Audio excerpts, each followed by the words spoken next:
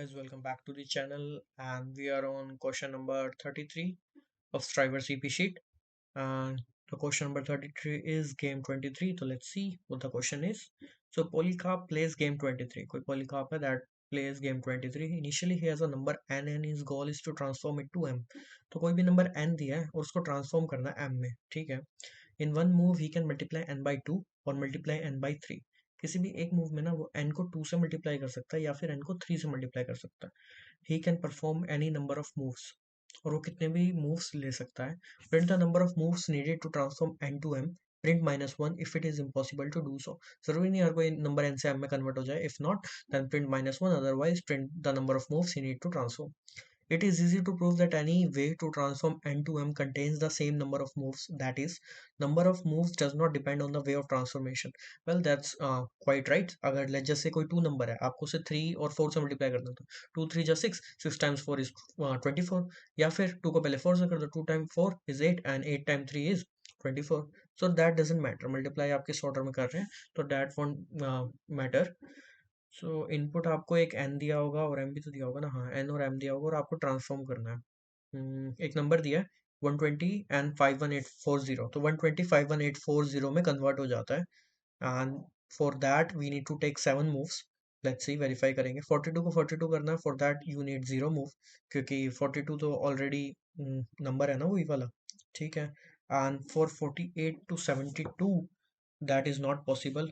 अच्छा, and verify करते हैं इस चीज़ को. तो नीचे एक एग्जांपल दिया है. 120 को 240 में कन्वर्ट कर दिया. For that we you need to multiply it by 2. And 240 को 720. For that you need to multiply it by 3, क्योंकि 4 टाइम्स 3 इज 12. तो पीछे 2 आया.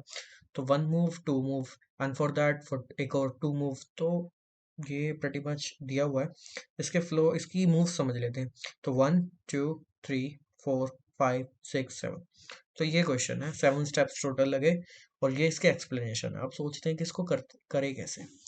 तो सबसे पहले पढ़ते पढ़ते मेरे को थोड़ा सा फील आ रहा था कि कैन मल्टीप्लाई इट बाय 2 और 3. तो थोड़ा रिकर्जन जैसा फील आ रहा था कि दो चॉइसेस हैं and we need to check कौन सी चॉइस हम परफॉर्म करें. But I think we can do it by like very simple logic. हम ऐसा सोचते हैं ना, हम 120 को 500 इसकी तरफ क्यों ले जा रहे हैं. हम इस बड़े नंबर को छोटे नंबर की तरफ क्यों नहीं ले जाते. And one more thing, for this number to be gives this result just by multiplying it by 2 or 3, this number should be a multiple all of 120. ठीक है. तो 51,840 should be a multiple of 120. If not, then that number can't be formed.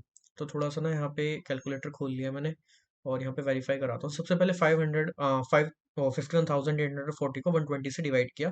That gives us answer 432. तो 432. अब 2 और 3, क्योंकि जो number है 51,840 that constitutes of 120 times 2 2 2 3 3 3 any number of times. अभी के लिए हमें पता है 7 है, तो इसको 2 से और डिवाइड करते हैं. ठीक है, 2 से डिवाइड करके देखते हैं. 216 एक बार गया, एक और बार गया, 2 बार गया, फिर जा सकता है 3 बार गया, एक और बार जा सकता है 4 बार गया. एंड 27, ये तो 3 3 जा 27 होता है. तो 4 + 3 is 7 and our result is 7. यहाँ से हमारा क्लियर हो गया. हमें पता चल गया कि हम कैसे कैसे we can get the answer. ठीक है, तो let's try coding it out. This one is from our last video. Go check it out if you haven't. And इस कोड को हटाते हैं. For that we need to number, right. n, m, take input of both number and we need to give a result that is -1 initially. So if n equal to m, for that case we just print the 0, क्योंकि कोई move लगेगा ही नहीं. and return 0, right. else if, अब n का m को transform होने में मैंने बताया था कि m should be a multiple of n times 2 2 2 3 3 3. तो जो n है वो उसको परफेक्टली डिवाइड करना चाहिए. If m percentage n is equal to 0. तो इस केस में हम क्या करें. अगर m percentage n equal to 0 है तो परफेक्टली डिवाइड तो कर रहा है. तो डिवाइड करके जितना आ रहा है उतना स्टोर करा लेते हैं ना, m/n। ठीक है। अब अब इसको डिवाइड कराते हैं while d percentage 2 equal to 0। d को डिवाइड करते चलते हैं 2 से, right. And for this case result को 0 रख लेते हैं ना हम, तो एंड इंक्रीमेंट द रिजल्ट, काम खत्म। अब जब तक 3 से डिवाइड हो सकता है तो 3 से डिवाइड कराते हैं,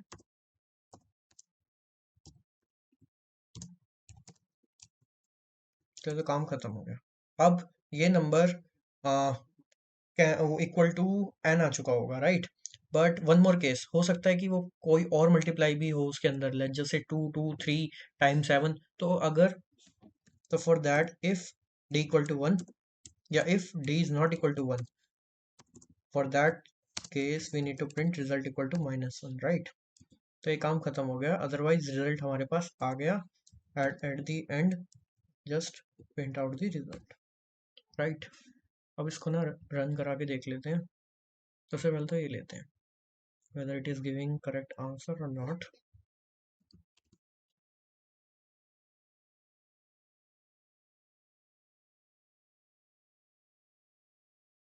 C was not declared. Oh, my bad. Just a typo.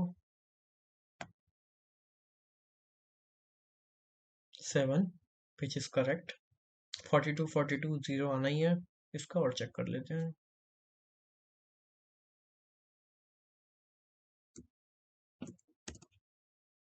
48 72. Is this possible?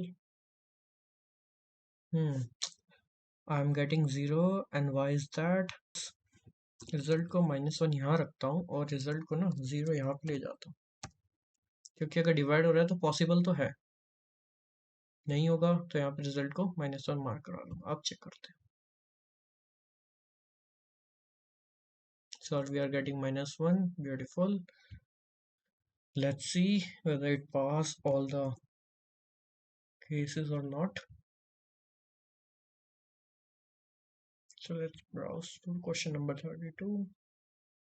Let's try to submit it. Running test 1. Accepted. Yeah. So that's it for today's videos, guys. See you in the next one.